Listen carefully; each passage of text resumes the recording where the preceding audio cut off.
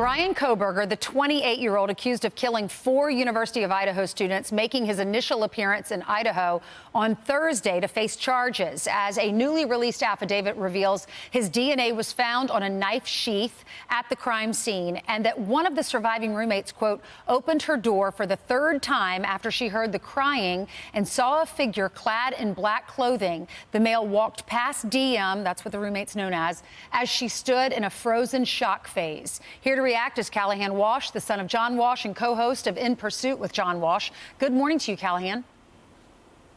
Good morning. Thanks for having me. Good morning. Well, thanks for coming on. What does the affidavit tell you? There's a lot of details in there that are coming out that we were unaware of just prior to this. A lot of important details, but a lot of bizarre details as well. I think what's important is that they were able to initially track and find out who the suspect was by the vehicle. They had used a lot of surveillance in and around that home to see that this car was coming in at these late hours and leaving the night of the murder. There's not a lot of cars coming in and out of that area at that time. They were then able to use a cell phone number that he had been given when he was stopped at a traffic stop prior to that, to then use historical data to then place his cell phone in and around that house 12 times prior to the murders, meaning he was stalking this house. Then the information in the affidavit about one of the victims seeing him in the home, it's one more bizarre twist and one more bizarre piece of evidence in this already bizarre case. You know, I remember as a child, we watched the Adam Walsh story, my sister and I, and we were very cautious when we were in malls and shopping. We were always close to our mom because of that. You and your dad went on to do amazing things and found America's Most Wanted. So many criminals are behind bars because of that. So you have a lot of experience in this. And also, as a mom, I'm always watching my daughter because I think about your brother. So as unfortunate as that is, you've changed a lot of lives and helped so many families around the country. So when you see that his phone was pinged at least 12 times, around that house, and then he came back the next morning, is that shocking to you, or do you see this often? You know, what's unfortunate is it's not shocking to me. We see cases like this on America's Most Wanted previously, or our new show, In Pursuit with John Walsh. You know, these guys will go to any length to harm those that they want to harm.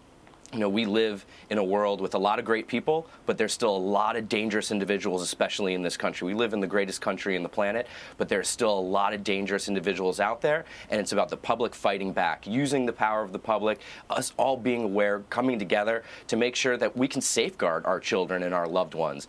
You know, it's hard to protect against a rogue lone wolf like this guy, someone who had his sights set on these victims, but we can come together as a society and help protect and safeguard those that we believe are our most precious, our women, our children.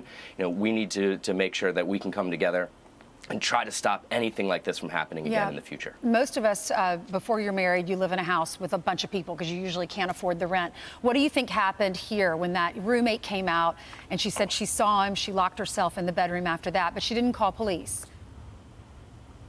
You know, it's difficult for me to process that, and I think it's difficult for a lot of people to process that, hearing that information. We don't know what kind of state of mind she was in.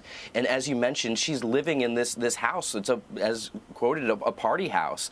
You know, a lot of things going on late at night in that house. Did she think this was a prank? Did she think this was just somebody who was unruly and getting kicked out of the house? Was this a fight between friends? Who knows what she thought in that moment? I can only imagine how terrified she might have been. It's unfortunate she didn't call until noon the next day, but we'll learn more. You know, this is not something I'm going to blame her. Do I think she's involved in this? Not at all. Right, However, we will find out more information, and that will come to light. Yeah, hopefully they'll let cameras in the courtroom because we're all fascinated by this. We want to know why those 4. Thankfully, he didn't stab the other 2, but he came face to face with her and then walked out of the house, she says. So lots of unanswered questions still. But the cops did an amazing job. They were criticized by many, but then they were tight-lipped, and that happened to prove in their best interest, and now they have the guy behind bars, or the suspect behind bars at least. Callahan, thank you so much. Thank you for having me. You're welcome. You can watch In Pursuit with John Walsh on Discovery+.